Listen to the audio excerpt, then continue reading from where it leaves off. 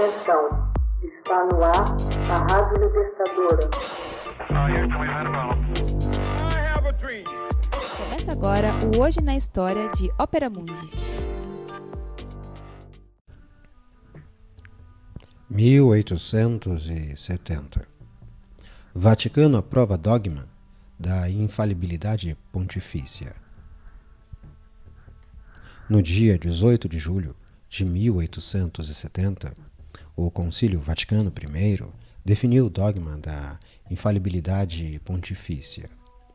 Com essa decisão, os cardeais reconheciam como verdadeiras e irrevogáveis as interpretações do dogma pronunciado pelo soberano pontífice.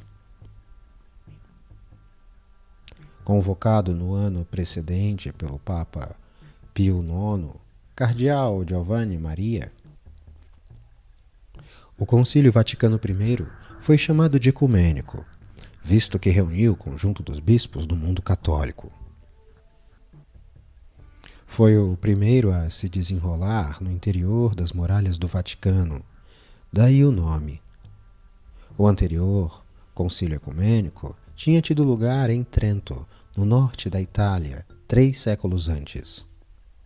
Vale lembrar que Jesus Cristo, nas origens do cristianismo, não deixou qualquer escrito. Seus ensinamentos nos são conhecidos somente por meio de 4 evangelhos escritos após sua morte. Esses textos não tinham, no entanto, a pretensão de fixar dogmas, ou seja, verdades fundamentais e não contraditórias sobre as quais os cristãos devem se apoiar. A Igreja Católica, bem como outras igrejas cristãs, alimentaram-se ao longo dos séculos mais da tradição do que das Sagradas Escrituras.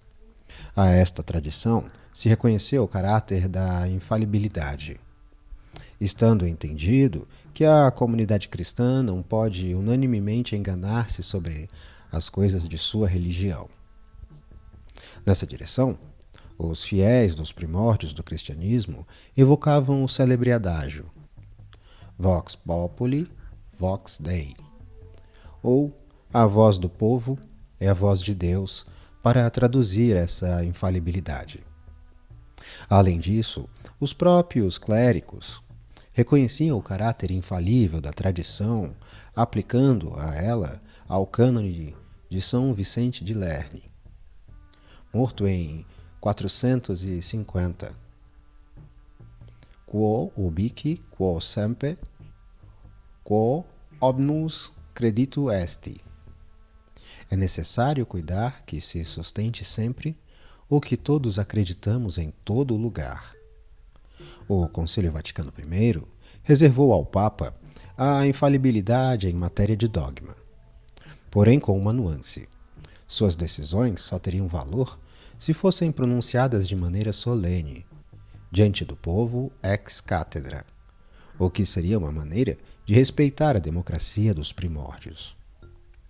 Nota-se que a infalibilidade não se aplica às decisões ordinárias do soberano pontífice em matéria de disciplina, de moral ou de gestão dos negócios rotineiros. Até o começo do século XX, a maioria dos católicos ignorava o nome de seu Papa. Hoje, o soberano pontífice figura entre as personalidades mais midiáticas do globo, como com efeito foi o exemplo de João Paulo II e agora é o de Papa Francisco. É o resultado mais evidente do Concílio Vaticano I. Alguns meses mais tarde, em 20 de setembro de 1870, as tropas do rei da Itália ocupavam Roma. Era o fim dos estados pontifícios.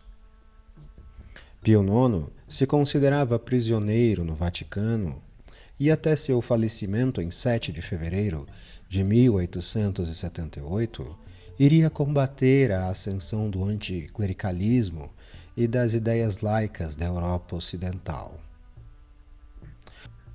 Hoje na História é uma produção de Ópera Mundi baseada na obra de Max Altman, com narração de José Igor e edição de Laila Manoeli. Você já fez uma assinatura solidária de Ópera Mundi? Fortaleça a imprensa independente. Acesse www.operamundi.com.br/apoio. São muitas opções.